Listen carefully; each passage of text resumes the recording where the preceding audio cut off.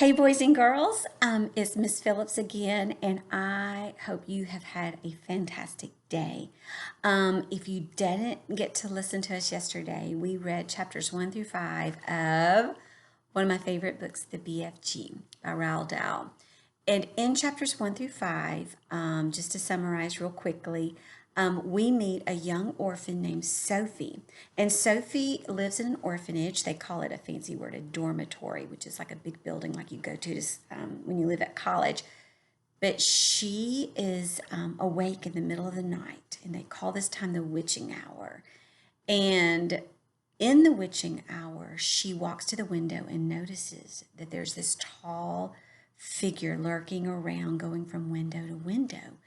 And when he gets to a window, he has this trumpet thing, and he has these jars that he's emptying into the trumpet, and then he blows the trumpet into the window, except the trumpet doesn't make any noise. And it scares her so badly, she runs and jumps back in her bed and squishes down all underneath the covers, like a lot of us do when we get afraid. And all of a sudden, this long hand comes through the window, and it snatches her up and takes her away. And she realizes that this is not a normal human being. And he takes her to a place that we later discovered to be called Giant Country. And we learn in chapters 1 through 5 that BFG stands for the Big Friendly Giant. She thinks the giant is going to eat her, but he tells her she's crazy because he doesn't eat human beings. What we're also going to learn about the giant is he doesn't really quite have a good grasp of speaking the same kind of English that we speak. His words get all gobbledygook sometimes, and so she is having a hard time sometimes understanding what he's saying. So we're going to pick up today in the next chapter called The Giants, chapter 6. And I got all fancy for you today.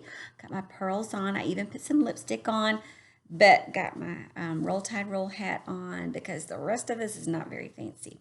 So I want you to get your nice little blanket, and I want you to settle down into a good, comfy spot because I love comfy places to read. When I'm in my classroom, I love to read at my carpet with my boys and girls around me, and I miss that so bad. So if you're in my class, know that I miss you so much. And even if you're not, I miss seeing all our boys and girls walking up and down the hallway at Creve Hall. But I'm thankful that we can connect this way on video. So settle in, and we're going to read a few more chapters again together today. And as I mentioned yesterday, I like to give my characters different voices, sometimes different dialects. And I picture that Sophie is from England. So we practice what I think is an English accent, though I'm sure I'm butchering it pretty badly. And the giant, since he's also probably English as well, and doesn't speak very good English at that, we just try to give him a funny accent too. "But if you're so nice and friendly," Sophie said, "then why did you snatch me from my bed and run away with me?" "Because you saw me," the big friendly giant answered. "If anyone is ever seeing a giant, he or she must be taken away hip-switch."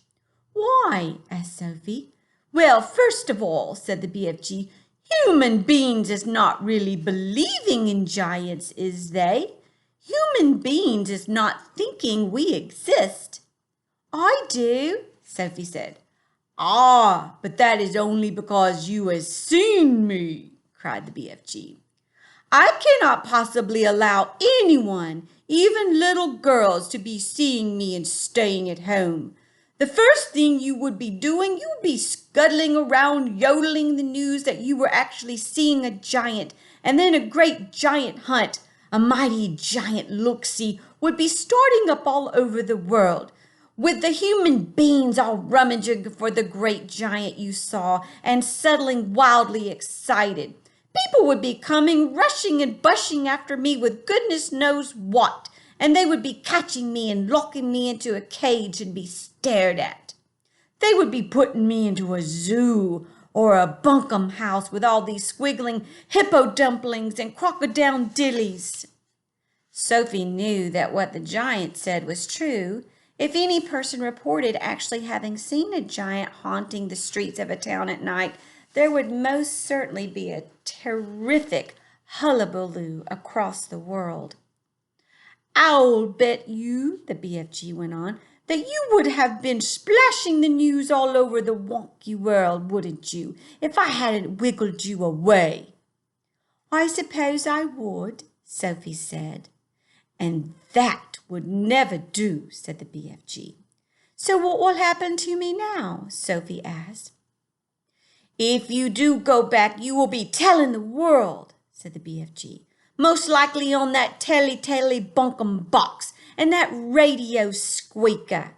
So you will just have to be staying here with me for the rest of your life." "Oh, no," cried Sophie. "Oh, yes," said the BFG. "But I am warning you not to ever go whiffling about out of this cave without I with you, or you will be coming to an ucky-mucky end. I is showing you now who is going to eat you up if they is ever catching even one tiny little glimpse of you." The big friendly giant picked Sophie off the table and carried her to the cave entrance. He rolled the huge stone to one side and said, "Peep out over there, little girl, and tell me what you is seeing." Sophie, sitting on the BFG's hand, peeped out of the cave. The sun was up now and shining fiery hot over the great yellow wasteland with its blue rocks and dead trees. "Is you seeing them?" the BFG asked. Sophie, squinting through the glare of the sun, saw several tremendous tall figures moving among the rocks about 500 yards away. 3 or 4 others were sitting quite motionless on the rocks themselves. "This is giant country," the BFG said. "Those is giants, everyone." It was a brain-boggling sight. The giants were naked except for a sort of short skirt around their waist, and their skins were burnt brown by the sun. But it was the sheer size of each of them that had boggled Sophie's brain most of all. They were simply colossal, far taller and wider than the big friendly giant upon whose hand she was now sitting. And oh, how ugly they were! Many of them had large bellies. All of them had long arms and big feet. They were too far away for their faces to be seen clearly, and perhaps that was a good thing. "What on earth are they doing?" Sophie asked. "Nothing," said the BFG. "They is just moochling and foochling around and waiting for the night to come. Then they will all be galloping off to places where people is living to find their suppers." "You mean to Turkey?" Sophie said. "Bone-crunching giant will be galloping to Turkey, of course," said the BFG. "But the others'll be whiffling off to all sorts of flung-away places like Wellington for the booty flavor and Panama for the hatty taste. Every giant is having his own favorite hunting ground." "Do they ever go to England?" Sophie asked. "Often," said the BFG. "They say the English is tasting ever so wonderfully crod-scallop." "I'm not quite sure I know what that means," said Sophie. "Meanings is not important," said the BFG. "I cannot be right all the time. Quite often I is left instead of right. And are all these beastly giants over there really going off again to eat people?" Sophie asked. "All of them is guzzling human beings every night," the BFG answered. "All of them excepting me. That is why you will be coming to an ucky-mucky end if any of them should ever be getting the gogglers upon you. You would be swallowed up like a piece of frumpkin pie, all in one dollop." "But eating people is horrible," Sophie cried. "It's frightful. Why doesn't somebody stop them?" "And who, please, is going to be stopping them?" asked the BFG. "Couldn't you?" said Sophie. "Never in a pig's whistle," cried the BFG. All of those man-eating giants is enormous and fierce. They is all at least 2 times my wideness and double my royal highness. Twice as high as you? Said Sophie. Easily that, said the BFG. You is seeing them in the distance, but just wait till you get them close up. Those giants is at least 50 feet tall with huge muscles and cockles alive. Oh, I is the itchy-titchy one. I is the runt. 24 feet is puddle nuts in giant country. You mustn't feel bad about it, Sophie said. I think you is just great. Why, even your toes must be as big as sausages. Bigger, said the BFG, looking pleased. They is just as big as bubble hammers. How many giants are out there? Sophie asked. 9 altogether, answered the BFG. That means, said Sophie, that somewhere in the world every single night 9 wretched people get carried away and eaten alive. Oh, more, said the BFG. It is all depending, you see, on how big the human beings is. Japanese beans is very small, so a giant would need to gobble up about 6 Japanese before he is feeling full. Others, like the Norway people and the Yankee Doodles, is ever so much bigger, and usually 2 or 3 of them make a good tuck-in. But do those disgusting giants go to every single country in the world? Sophie asked. All countries excepting Greece is getting visited some time or another, the BFG answered.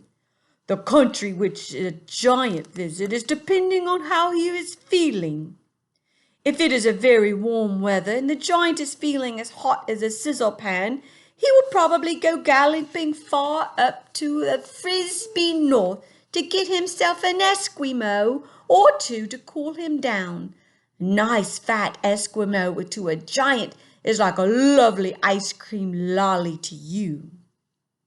I'll take your word for it, Sophie said. And then again, if it is a frosty night and the giant is fridging with cold, he'll probably point his nose towards the sweltering hot lands to guzzle a few Hottentots to warm him up. How perfectly horrible, Sophie said. Nothing hots a cold giant like a Hottentot, the BFG said.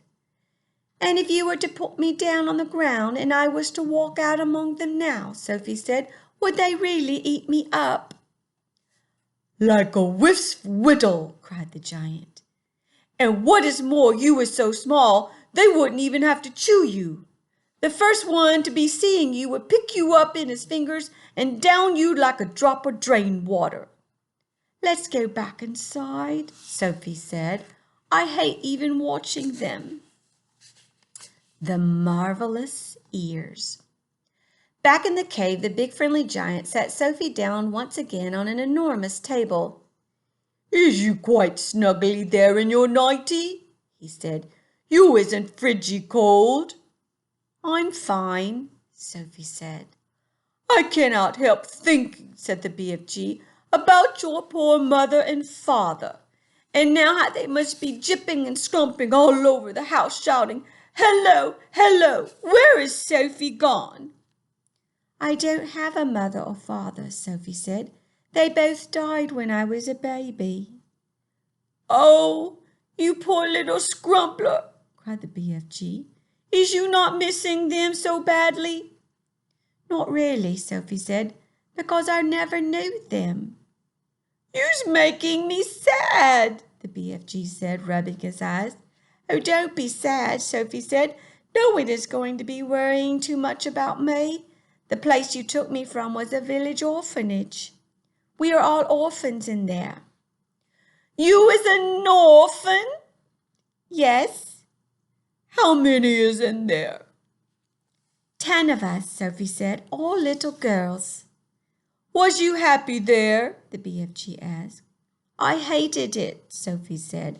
The woman who ran it was called Mrs. Clunkers, and if she caught you breaking any of the rules, like getting out of bed at night or not folding up your clothes, you got punished. How are you getting punished? She'd lock us in the dark cellar for a day and a night without anything to eat or drink. The rotten old rot-strapper, cried the BFG. It was horrid, Sophie said. We used to dread it. There were rats down there, and we could hear them creeping about. The filthy old fizz-wiggler, shouted the BFG. That is the horridest thing I is hearing for years. You is making me sadder than ever. All at once a huge tear that would have filled a bucket rolled down one of the BFG's cheeks and fell with a splash to the floor. It made quite a puddle. Sophie watched with astonishment. What a strange and moody creature this is, she thought. One moment he's telling me his head is full of squash flies, and the next moment his heart is melting for me because Mrs. Clonkers locks us up in the cellar. The thing that worries me, Sophie said, is having to stay in this dreadful place for the rest of my life. The orphanage was pretty awful, but I wouldn't have been there forever, would I? All is my fault, the BFG said. I is the one who kid-snatched you. Yet another enormous tear welled from his eyes and splashed onto the floor. Now that I think of it, I won't actually be here all that long, Sophie said. I's afraid you will, the BFG said. No, I won't, Sophie said. Those brutes out there are bound to catch me sooner or later and have me for tea. I is never letting that happen, the BFG said. For a few moments the cave was silent, and then Sophie said, May I ask a question? The BFG wiped the tears from his eyes with the back of his hand and gave Sophie a long, thoughtful stare. Shoot away, he said. Would you please tell me what you were doing in our village last night? Why were you poking that long trumpet thing into the Gucci children's bedroom and then blowing through it? Aha! cried the BFG, sitting up suddenly in his chair. Now we is getting nosier than a Parker. And that suitcase you were carrying, Sophie said. What on earth was that all about? The BFG stared suspiciously at the small girl sitting cross-legged on the table. You was asking me to tell you wopsy big secrets, he said. Secrets that nobody is ever hearing before. I won't tell a soul, Sophie said. I swear it. How could I anyway? I'm stuck here for the rest of my life. You could be telling the other giants. No, I couldn't, Sophie said. You told me they would eat me up the moment they saw me. And so they would, said the BFG. You is a human being, and human beings is like straw buckles and cream to those giants. If they're going to eat me the moment they see me, then I wouldn't have time to tell them anything, now would I? Sophie said. You wouldn't, said the BFG. Then why did you say I might? Because I is brimful of buzzburgers, the BFG said. If I is listening to everything I am saying, you will be getting an earache. Please tell me what you were doing in our village, Sophie said. I promise you can trust me. Would you teach me how to make an elephant? The BFG said. What do you mean? Sophie said. I would dearly love to have an elephant to ride on, the BFG said dreamily. I would so much love to have a jumbly big elephant and go riding through green forests, picking peachy fruits off the trees all day long. This is a sizzling, hot, muck-frumping country we is living in. Nothing grows in it except for snozcumbers. I would love to go somewhere else and pick peachy fruits in the early morning from the back of an elephant. Sophie was quite moved by this curious statement. Perhaps one day we will get you an elephant, she said, and peachy fruits as well. Now tell me, what were you doing in the village? If you was really wanting to know what I am doing in your village, the BFG said, I is blowing a dream into the bedroom of the children. Blowing a dream, Sophie says. What do you mean? I is dream-blowing giant, the BFG said. when all the other giants is galloping off every which a way in which to swallop up human beings, I is scuttling away to other places to blow dreams into the bedrooms of sleeping children. Nice dreams, lovely golden dreams, dreams that is giving the dreamers a happy time." "Now hang on a minute," Sophie said. "Where do you get these dreams?" "Ah, I collect them," the BFG said, waving an arm towards all the rows and rows of bottles on the shelves. "I have billions of them." "You can't collect dreams," Sophie said. "A dream isn't something you can catch hold of." "You is never going to understand about it," the BFG said. "That is why I is not wishing to tell you." "Oh, please tell me," Sophie said. "I will understand. Go on, tell me how you collect the dreams. Tell me everything." The BFG settled himself comfortably into his chair and crossed his legs. "Dreams," he said, "is very mysterious things. They is floating around in the air like little whipsy misty bubbles, and all the time they is searching for sleeping people." "Can you collect them?" Sophie asked. "Never at first." "Then how do you catch them if you can't see them?" Sophie asked. "Aha!" said the BFG. "Now we is getting on the dark, dusky secrets." "I won't tell a soul." "I is trusting you," the BFG said. He closed his eyes and sat quite still for a moment while Sophie waited. "A dream," he said. "As it goes whiffling through the night air, it's making little buzzing and humming noises. But this little buzzy hum is a silvery soft. It is impossible for a human being to be hearing it." "Can you hear it?" Sophie asked. The BFG pointed up at his enormous truck wheel ears, which he now began to move in and out. He performed this exercise proudly with a little proud smile on his face. "Is you seeing these?" he asked. "How could I miss them?" Sophie asked. "They may is looking like a bit preposterous to you," the BFG said, "but you must believe me when I say they is very extra usual ears indeed. They is not to be coughed at." "I'm quite sure they're not," Sophie said. "They is allowing me to hear absolutely every single twiddly little thing." "You mean you can hear things that I can't hear?" Sophie said. "You is as deaf as a dumpling compared with me," cried the BFG. "You is hearing only thumping loud noises with those little earwings of yours, but I'm hearing all the secret whisperings of the world." "Such as what?" Sophie asked. And I'm going to pause here for just a second to show you a picture. This is the BFG's ear. No wonder he likes elephants so much, because it looks like an elephant's ear to me.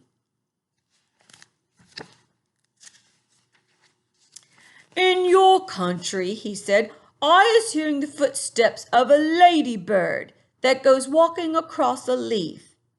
"Honestly?" Sophie said, beginning to be impressed. "What's more, I is hearing the footsteps very loud," the BFG said. "When a ladybird is walking across a leaf, I is hearing her feet going clampity, clampity, clump, like giant footsteps." "Good gracious me," Sophie said. "What else can you hear?" "I is hearing little ants chittering to each other as they scuttle about in the soil." "You mean you can hear ants talking?" "Every single word," the BFG said, "although I is not exactly understanding their language." "Go on," Sophie said. "Sometimes on a clear night," the BFG said, "and if I is swiggling my ears in the right directions," and here he swiveled his great ears upwards so they were facing the ceiling, "if I is swiggling them like this and right and the night is clear, I is sometimes hearing faraway music coming from the stars in the sky." A little shiver passed through Sophie's body. She sat very quiet, waiting for more. My ears what told me you was watching me out of your window last night, the BFG said. But I didn't make a sound, Sophie said. I was hearing your heartbeat across the road, the BFG said, loud as a drum. Go on, Sophie said, please. I can hear plants and trees. Do they talk? Sophie asked. They is not exactly talking, the BFG said, but they is making noises. For instance, if I come along and I is picking a lovely flower, if I is twisting the stem of the flower till he breaks, then the plant is screaming. I can hear it screaming and screaming very clear. You don't mean it, Sophie cried. How awful! It is screaming just like you would be screaming if someone was twisting your arm right off.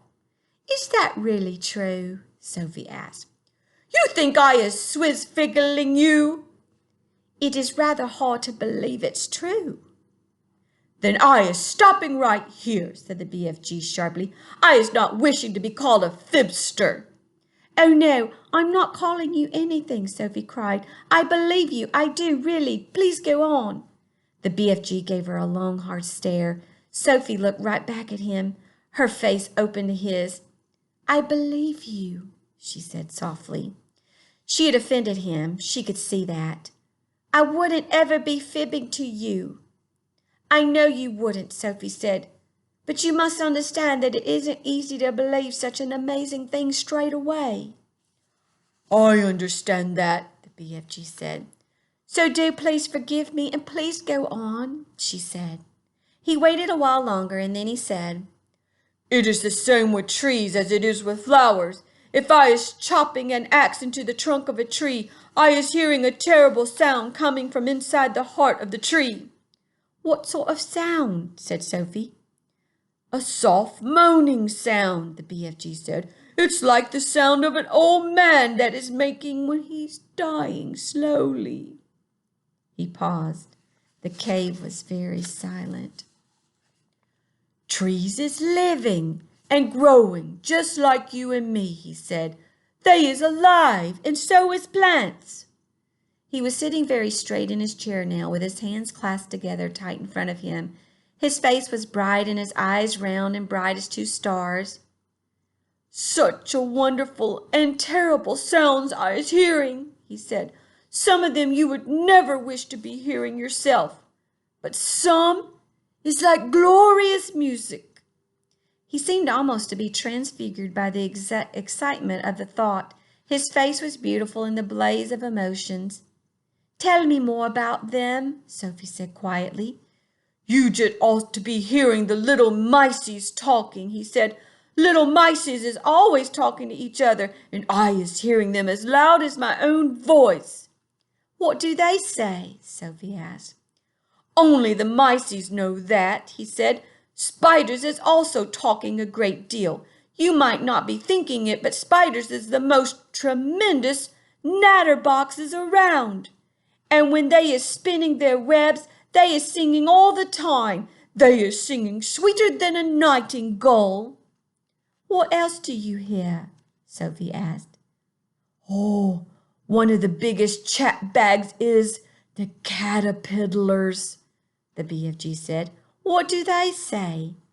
Oh, they is arguing all the time about who is going to be the prettiest butterfly.